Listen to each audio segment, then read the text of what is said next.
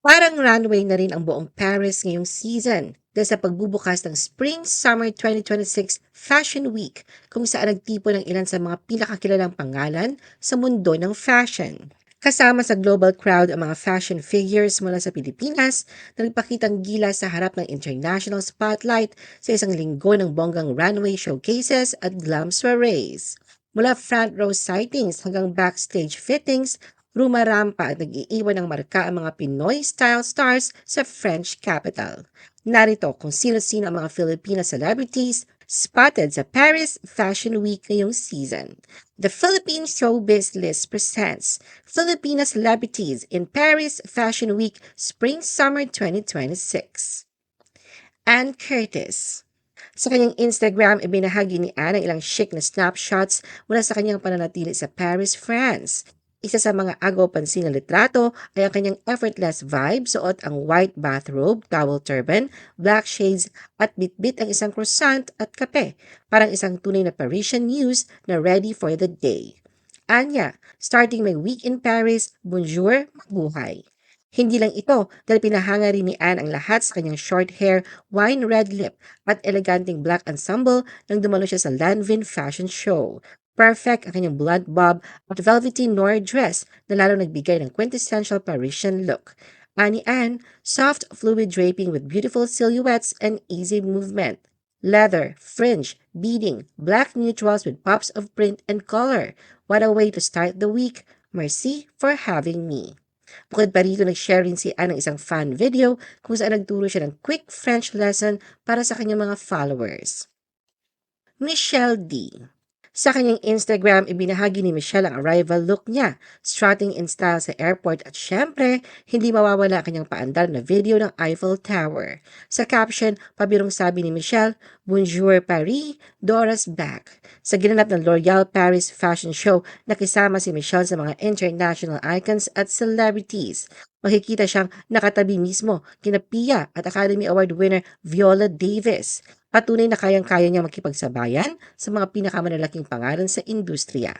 Para sa okasyon, pinili ni Michelle ang isang monochrome ensemble, isang fluid draped top with plunging neckline na ipinare sa sharp-tailed trousers mula sa Italian brand na Biagini. Simple pero powerfully chic, bagay na bagay sa kanyang fierce aura bilang isang global fashion muse. Sara Labati. Kasama ni iba pang bigating fashion figures mula sa buong mundo, spotted si Sara Labati sa ilang runway showcases at glamorous soirees sa City of Lights. Kamakailan ibinahagi ni Sara sa kanyang Instagram ang sneak peek ng kanyang fitting session with French Isabelle Mahe na tila kompirmasyon na makikita natin siyang rumarampa sa nalalapit na show ng brand. Hindi na bago para kay Sara ang ganitong eksena. Matatanda ang dumalo rin siya sa Paris Fashion Week noong nakaraang taon. Isang candid na pahayag, ibinahagi ni Sarah ang kanyang pakikibaka bilang isang hands-on mom at global fashion figure.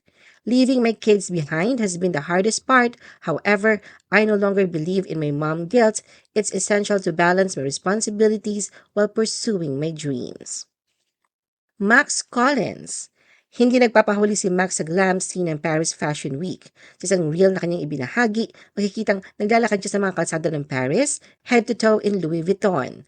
Ngayon sa caption, Paris kind of talks in the smallest ways, like in my morning coffee, a bite of cake I didn't want to share, birds being way too friendly, and laughing until my cheeks hurt on busy Parisian streets. Happy to be here surrounded by nothing but good vibes.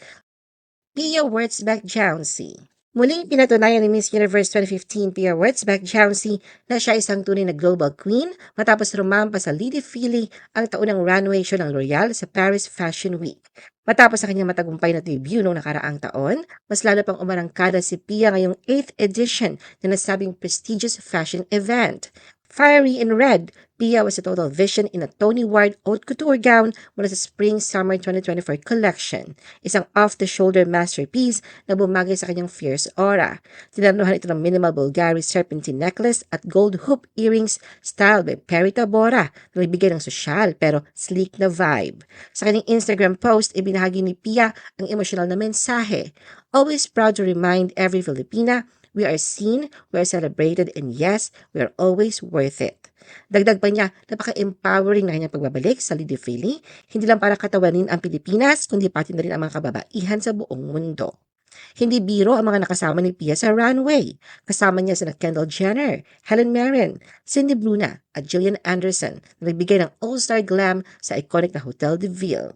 Ang tema ngayong taon ay red, black, and white at pasok na pasok si Pia sa eksena. Bago pa ang ramp, nagbigay na ng pasilip si Pia sa kanyang power look. Isang gray Jenny trans skirt suit na may statement shoulders at a symmetrical cut na agad nag-trending bilang epitome ng boss babe energy. At hindi lang ito ang huli. Fresh mula sa Bottega Veneta show sa Milan, inaasahang makikita pa natin si Pia sa iba't ibang prime front row seats at international runway moments ngayong fashion season. Where is Heart Evangelista? Habang nagsimula ng sumigla ang mga runway ng Milan at Paris para sa Spring-Summer 2026 Fashion Week, isang malaking balita ang binitiwan ni Heart Evangelista noong September 23, 2025 sa pamamagitan ng Instagram Live. Hindi siya dadalo sa season na ito ng Fashion Week. Ang desisyon ay kasunod ng matinding pambansang issue, ang heightened scrutiny laban sa mga political families at influencer members na umano'y nagpapakita ng labis na karangyaan online. Nasama ang pangalan ni Hart sa mga usaping nag-uugnay sa kanyang lavish lifestyle sa kontrobersyal na flood control corruption scandal. At matapos ang malawakang protesta laban sa korupsyon noong September 21 sa Luneta at EDSA, nagbigay ng pahayag si Hart hinggil sa kanyang pagliban.